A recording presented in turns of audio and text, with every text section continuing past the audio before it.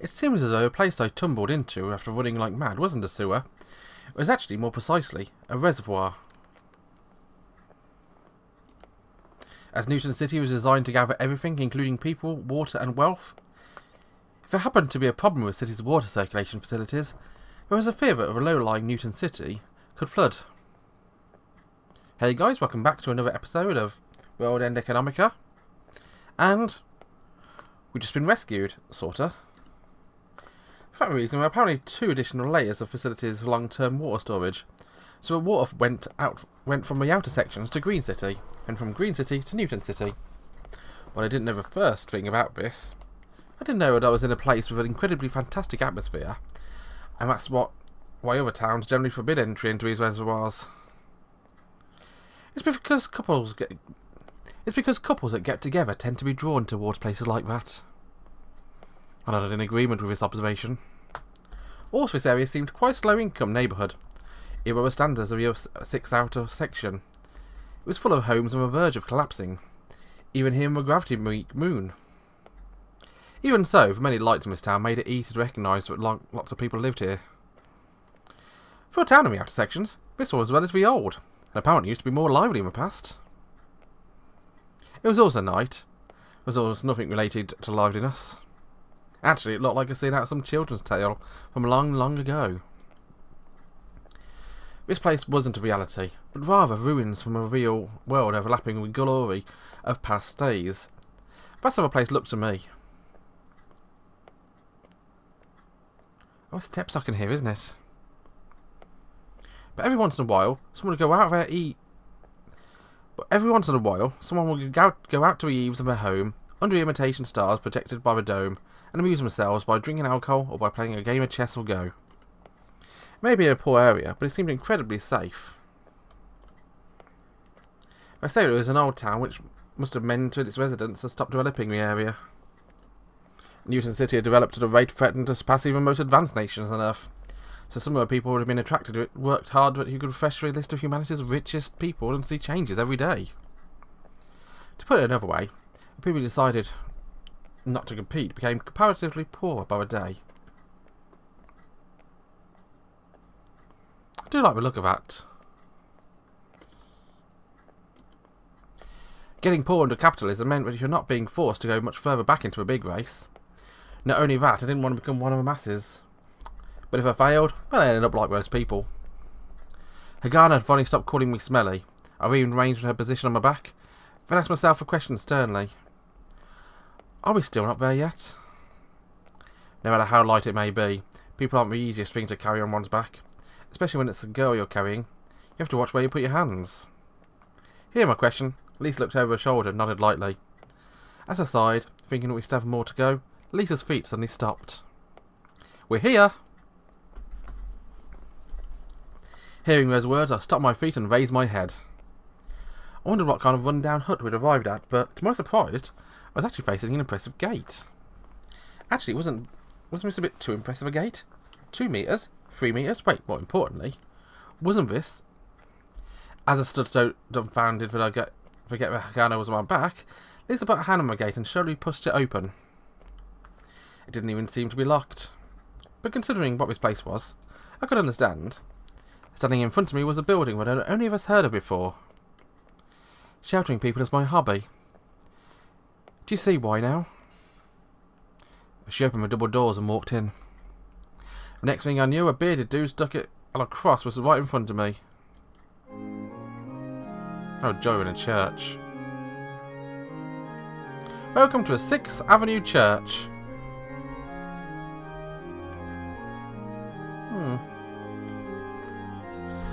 Lisa said this to me while I was still in shock. You're a Christ-ist? Not Christ-ist, Christian. I thought it was something they only did on Earth.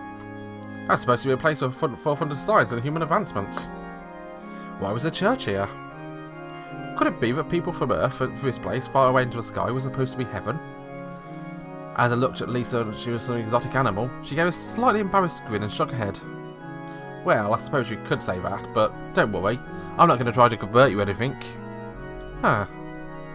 After a long silence, all I could manage was a puff of laughter as through my nose. According to my faith, all I'm to do is lost sheep. Yeah.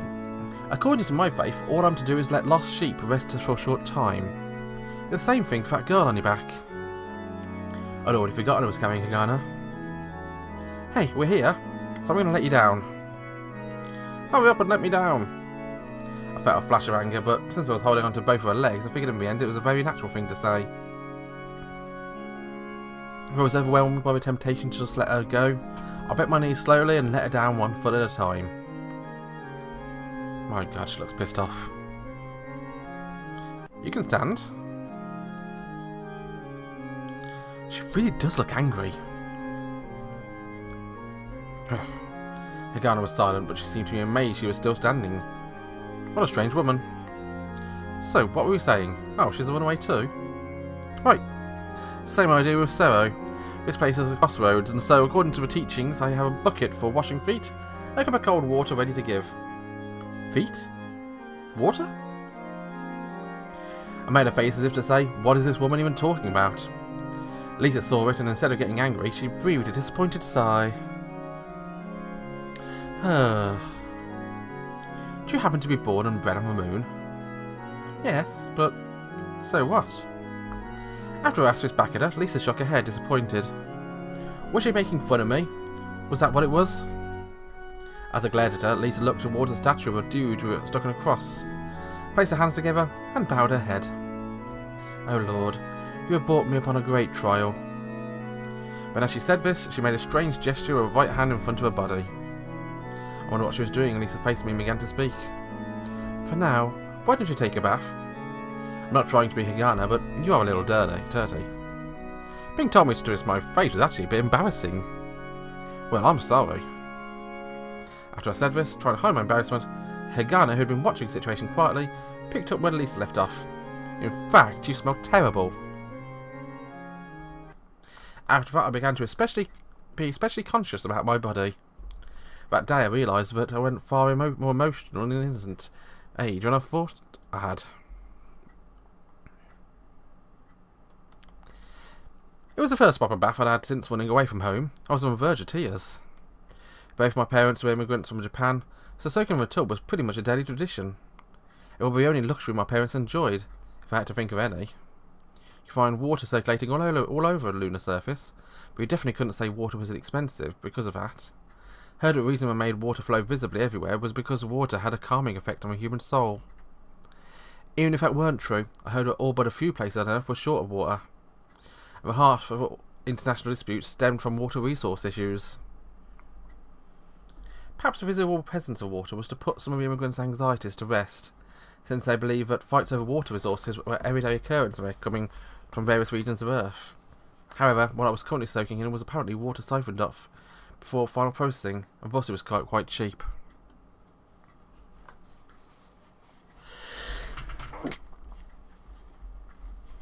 At the bottom of the tub, I could see pieces of aquatic plants for water purification, unlike I'd seen in waterways. It wasn't just water that was limited on the moon. Unlike Earth, the moon didn't have vast quantities of various resources. Most of them were created from chemical processing or lunar materials, or failing that, imported by the orbital elevator. That's why people said the government organisation in charge of managing the lunar surface had terribly precise control over the flow of various materials throughout the city. The most important one of those was water, and thus the amount of oxygen and hydrogen. Any amount of oxygen could be obtained by using a plentiful amount of solar radiation to break down silicon dioxide. Sand, in other words. Hydrogen, however, can only be obtained via hydrocarbons, but only existed at the poles. Hydrogen is too light for the moon's gravity to retain it, and thus naturally occurring hydrogen was quite rare.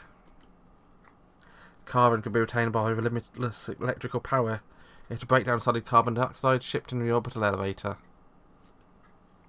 Oxygen could also be obtained with this process, thus killing two birds with one stone. Nitrogen and the various minerals needed for growth of plants and animals could only be obtained through chemical pellets transported through the orbital elevator. This basic knowledge was supposedly taught to all kids in elementary school during science class. Unfortunately, I hadn't really applied myself in school, and thus had to learn it much later. What got me to learn it when I first started seriously trading stocks and wanted to figure out who had the best slice of a pie when it came to various systems on the moon. I had naively thought that investing would give would guarantee smooth sailing would be that. I learned a lot while operating under an ocean, and thus it wasn't the rose-tinted stuff I'd teach you at school. I remember sighing in awe at the systems revolving around rights tied to important resources in lunar cities. The public parts were, of course, controlled by the government.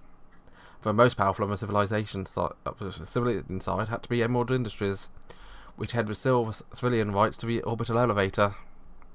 By the way, if you were wondering about why a company named after emeralds, because a long time ago people said the moon's core was made of emerald.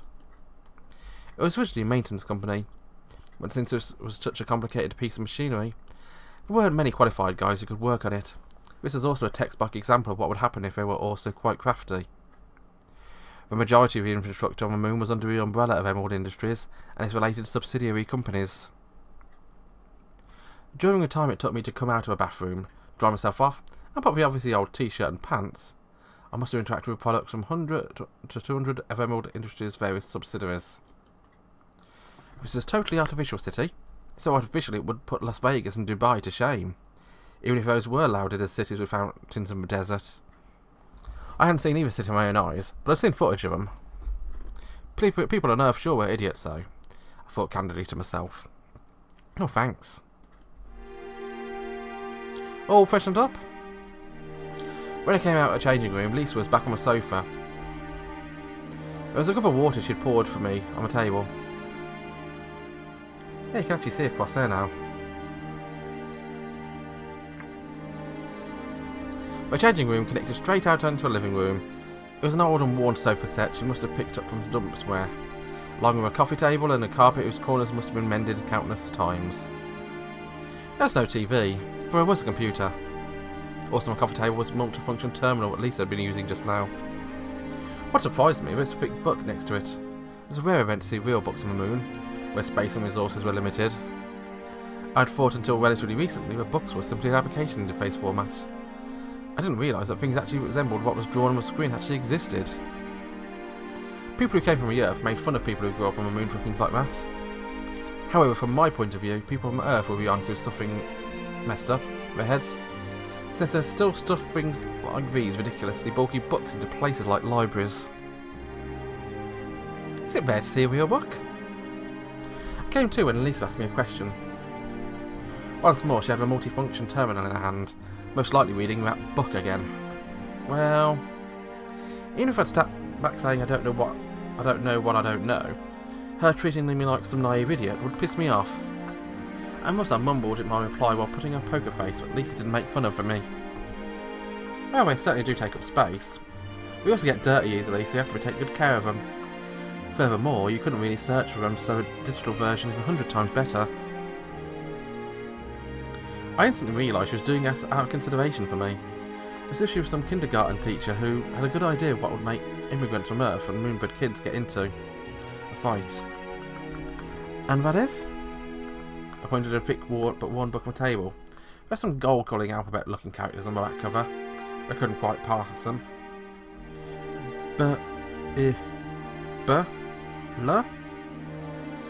This to me was the most important book in the world, and thus I brought it with me from the Earth. Even where I parted with Julie, who had been with me since the day I was born. Oh, she's my pet dog, by the way. Even though I parted with Julie, I could not bear to leave that book back on Earth. Lisa laid a mobile terminal aside and carefully straightened the front cover of a tattered book. Upon seeing that, I flashed back to when I was a naive kid, being petted on my head by my parents' hands, roughened by working outdoors. When did you come here from Earth? We got chased out of our place when I was 11. With that, my parents made a bold move to apply for lunar immigration. We didn't really have money, and thus would have to apply for the Colonize category, which are ridiculous odds. My parents' professions were kind of special, and since the NOAA system was still in effect, we managed to get placed into a preferential category. NOAA system? It's how people refer to a system for preservation of multiculturalism. Now, I guess you wouldn't know about it unless you were involved in it. There was a story about Noah's Ark. There was some legend or tradition or teaching or whatever we talked about how the world had turned evil, destroyed by a huge flood.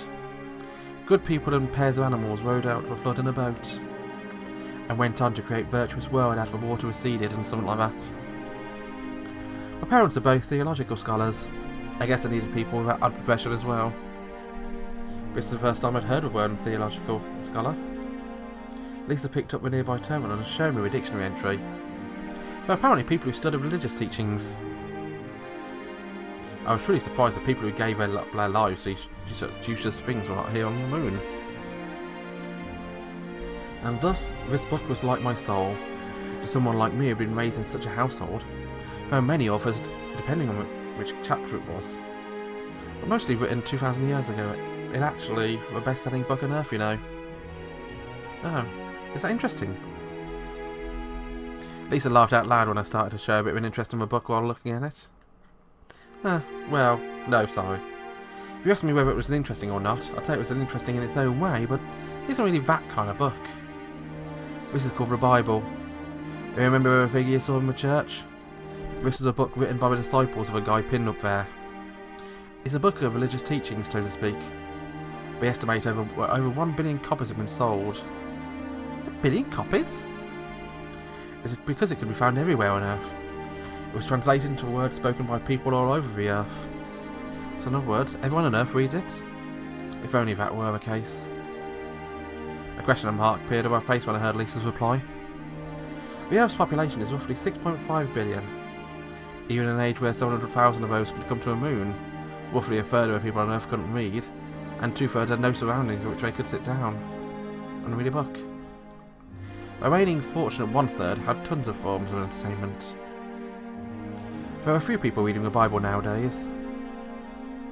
Even amongst Christians, even at the church I attended, there were a few people who knew there were 4 books that comprised the Gospels, even less people who knew the names of the 4 authors.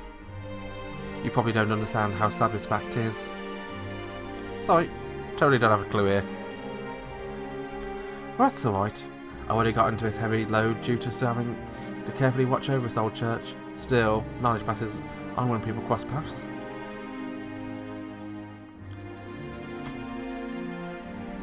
Trivia used to refer to wisdom, and the word's original meaning was that of a freeway intersection, where people would cross paths. I'd wondered what the point of having all these lost people meeting at such intersection. It was perhaps a sign that I realised there should be a shepherd watching over a sheep. A shepherd? I've seen images of sheep being herded by sirens and electrical fences before, whilst researching certain potential investment candidates, but how was this related to matching those factories? Seeing me totally drawing a blank, Lisa laughed weakly and said, "Sorry, it's just a metaphor. I haven't actually seen that real shepherd either. Guess it wasn't just a matter of not knowing stuff because I was born on the moon. But I was at least a little bit relieved by that. I'm pretty much that type of person. People would certainly wonder why I came to the moon to do such a thing. Well, I do think that." Lisa chuckled at my frank statement. "But now let's talk about you, okay? Since you went to the trouble of saving me from the police and bringing me here, since it looked like I had no place to go, anyone let me take a bath?" My good character dictated me to answer her. "I come from a settled village on the outskirts of the Eastern Outer District." "Oh, a great place with all greenery, right? Outsiders say all that isn't just because we're all from the Stone Age. Or people who come to the moon or city dwellers back then when we were on Earth. They miss their greenery." I was beginning to feel that I was being blanketed and confused by a high level of logic. Obviously it is on Earth full of greenery then. And I guess the way I kind of worded it was kind of bad. Here on Earth there isn't that much greenery in the cities, but for some reason people are attracted to the natural outdoors from times long gone past. Perhaps it's something ingrained in us. Aren't you the same? I was about to refute a point, but decided against it. In either case, I ran away from home over there. "Okay, your name? Is that okay to ask?" Lisa asked me without showing any signs of trying to force me. Like I'd be able to get away with not answering that if I said no. That's fine if you don't want to. But it would be kind of inconvenient to call you, so I'd like some sort of name. The girl you carried on your back, she was called Hagana. It's not her real name. Huh? It's not like she doesn't want to open up to me, but she's like a wild animal. She's very cautious about things. Hagana is originally a word from the language of the Wanderers. Well, actually, does anything come to mind when I use the term Wanderers? No idea. I guess that's to be expected. I guess the moon-bred being free from Earth is that kind of meaning. Sorry, talking to myself again. For the first time talking to a kid who was born and bred on a moon. People who were born and bred on a moon are still probably not even 10,000 or so. People working in Newton City said that was due to the fact that many people weren't able to have children. Most of the people who came from Earth were 10 years old at the youngest when they rode the orbital elevator. There's a huge difference in gravity between the moon and Earth. Also, issues with their bodies. Of course, to them, the Earth was their birthplace, and the common sense they possessed came from there as well. But obviously, it really is like trivia. The whole paths crossing and exchanging wisdom thing. Lisa smiled with satisfaction while uttering those words. That girl clad in black at Ghana could be considered strange, but Lisa must also be strange for helping and harbouring me. Anyway, even in this day and age, living on the moon, she's all into religion and cherishes the real books.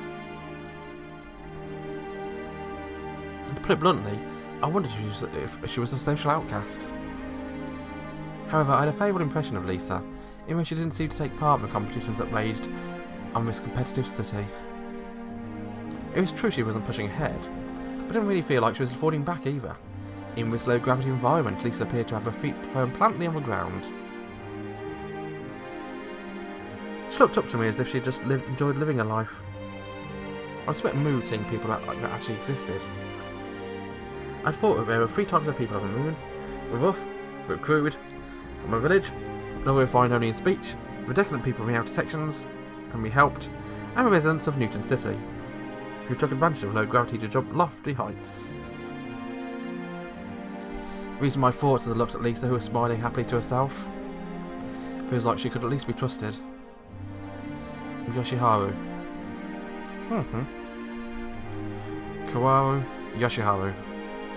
Oh, your name. It's my real name. So if you report me, I'd quickly notify my parents. After my blunt answer, Lisa looked at me for a moment, then a smile spread across her face. I see, I got it. Well, how about just Hal? Huh? Even if I called you by your first name, wouldn't we really narrow down who you are? It'd be obvious you were a kid of Japanese immigrants. If it were just Hal, that wouldn't be an issue. Of course, there wasn't any real reward for turning someone in. The fact that someone didn't do it from the get-go was also a bit creepy. Oh, I get it, Hal is in Haru. As in Yoshiharu.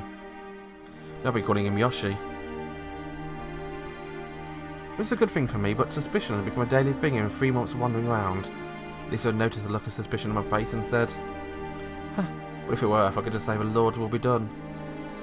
And smile, and everyone would accept it. Totally no clue what you're talking about.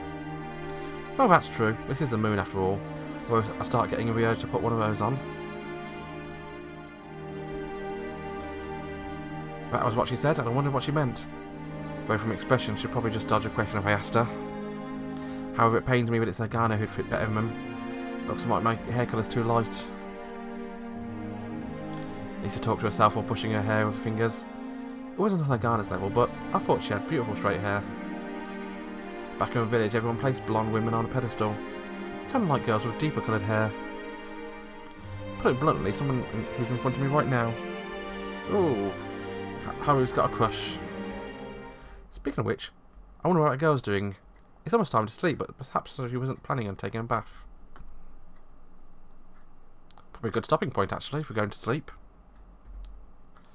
Well, thank you very much for watching. It's been a longer episode. Didn't realise it'd go this long. Thank you very much for watching. Have a wonderful day. Bye-bye.